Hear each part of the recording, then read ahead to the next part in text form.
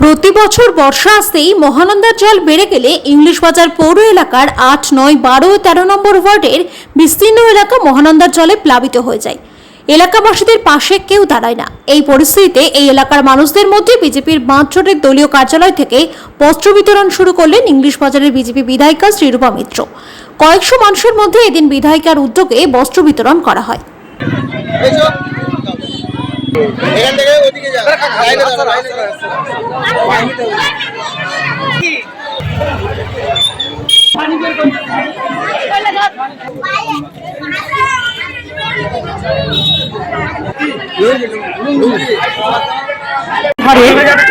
যেসব মানুষ বস্তিবাসী যাদের থাকার জায়গা আজ পর্যন্ত আমাদের মিউনিসিপ্যালিটি করতে পারেনি, পশ্চিমবঙ্গ সরকার করতে পারেনি, তারা আজকে প্রায় বাস্তু ভিটে নিয়ে জলের মধ্যে বসে থাকে।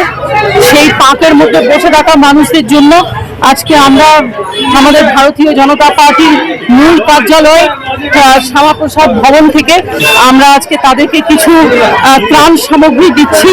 আমরা এই যে বন্যা, এই যে বর্ষা, সামান্য বর্ষা হলেই ওয়াটার লগিং হয়ে একটা বন্যার মতো পরিস্থিতি হয়ে যায়। তার জন্য তাদের পাশে দাঁড়ানোর জন্য তৃণমূলের নেতারা নেই।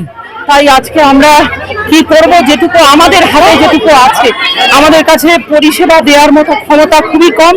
খুব সাধারণভাবে আমরা যেটুকু পারছি সেটুকু করছি। আজকে মানুষের উপকারের জন্য সেবার্থ এই কাজ। আপনারা জানেন যে আমরা পণ্ডিত দীনদয়াল উপাধ্যায়ের যে অন্তোদয় যোজনা, আমরা তাতে বিশ্বাস করি। তাই আমরা ভারতীয় জনতা পার্টির এই ইংলিশ বাজার স্থিত অফিসে আমরা দাঁড়িয়ে শ্যামাপ্রসাদ ভবন থেকে আজকে আমরা কিছু ত্রাণ সামগ্রী বিতরণ করছি। হ্যাঁ, আমরা বন্যায় ডুবে যায়, খুবই অবস্থা খুবই খারাপ হয়।